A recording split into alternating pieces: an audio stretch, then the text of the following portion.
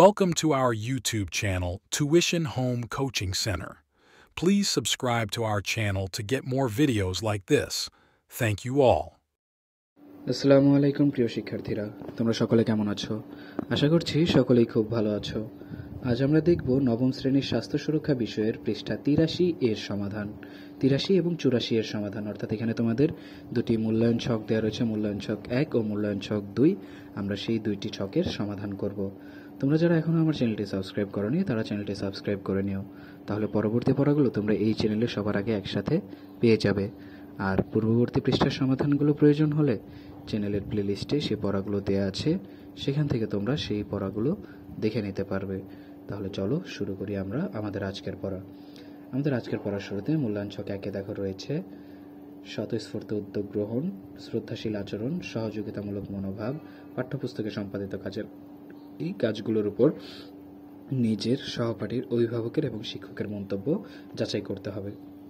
স্বতঃস্ফূর্ত উদ্যোগ গ্রহণ, নিজের মন্তব্য, আমি সকল কাজে স্বতঃস্ফূর্ত উদ্যোগ গ্রহণ করেছি। সহপাঠীর মন্তব্য, সে সকল কাজে স্বতঃস্ফূর্ত উদ্যোগ গ্রহণ করেছে। এখানে তোমাদের নিজের মন্তব্যের ক্ষেত্রে শুধু করেছে হবে, আর বাকিদের মন্তব্যের ক্ষেত্রে করেছেই হবে। এখানে একটু তোমরা কারেকশন করে নিও। এরপর অভিভাবকের মন্তব্য, সে সকল কাজে স্বতঃস্ফূর্ত উদ্যোগ গ্রহণ করেছে। শিক্ষকের মন্তব্য, সে সকল কাজে স্বতঃস্ফূর্ত উদ্যোগ গ্রহণ করেছে।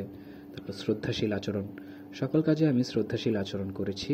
সহপাঠীর মন্তব্য, সকল কাজে সে শ্রদ্ধাশীল আচরণ করেছে। অভিভাবকের মন্তব্য, সকল কাজে সে শ্রদ্ধাশীল আচরণ করেছে এবং শিক্ষকের মন্তব্য একই। এরপর সহযোগিতামূলক মনোভাব, আমি দলগত সকল কাজে সহযোগিতামূলক মনোভাব প্রদর্শন করেছি। সহপাঠীর মন্তব্য, দলগত সকল কাজে সে সহযোগিতামূলক মনোভাব প্রদর্শন করেছে। অভিভাবকের মন্তব্য, দলগত সকল কাজে সে সহযোগিতামূলক মনোভাব প্রদর্শন করেছে এবং শিক্ষকের মন্তব্য একই। এরপর পাঠ্যপুস্তকে সম্পাদিত কাজের মান, নিজের মন্তব্য, পাঠ্যপুস্তকে সম্পাদিত কাজের মান খুব ভালো। সহপাঠীর মন্তব্য, পাঠ্যপুস্তকে সম্পাদিত কাজের মান খুবই ভালো। অভিভাবকের মন্তব্য একই এবং শিক্ষকের মন্তব্য একই। এরপর আমরা দেখব 84 পৃষ্ঠার মূল্যায়ন ছক 2 এর সমাধান।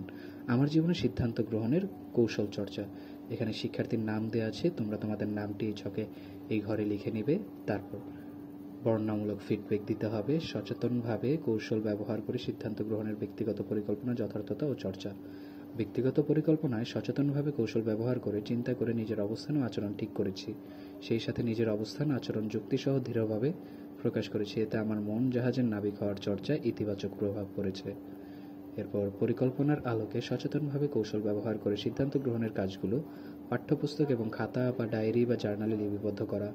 এ অধ্যায় সকল পরিকল্পনার আলোকে সচেতনভাবে নিজের কৌশল ব্যবহার করে সঠিক সিদ্ধান্ত গ্রহণ করেছি, যা আমার পাঠ্যপুস্তক, খাতা ও ডায়েরিতে লিপিবদ্ধ করেছি। প্রতিনিয়ত নিজের অনুভূতি ব্যবস্থাপনায় নিজ থেকে উদ্যোগ নিয়েছি।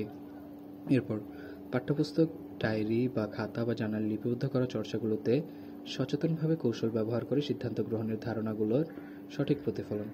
পাঠ্যপুস্তক বা ডায়েরি বা খাতা লিপিবদ্ধ করা চর্চাগুলোতে সচেতনভাবে কৌশল ব্যবহার করে ধারণাগুলোর সঠিক প্রতিফলন হচ্ছে। পূর্বে কোনো অপ্রত্যাশিত অনুভূতিতে ঘাবড়ে যাচ্ছিলাম, কিন্তু বর্তমানে তা ঠিক হয়ে গিয়েছে।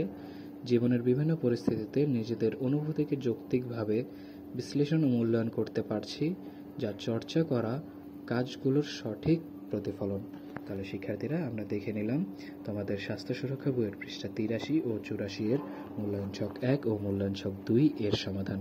এভাবে পরবর্তী পৃষ্ঠার সমাধানগুলো পেতে চ্যানেলটি সাবস্ক্রাইব করে আমাদের সাথেই থাকো। পরবর্তী পৃষ্ঠার সমাধানগুলো এই চ্যানেলে তোমাদের জন্য খুব শীঘ্রই আপলোড করে দেওয়া হবে।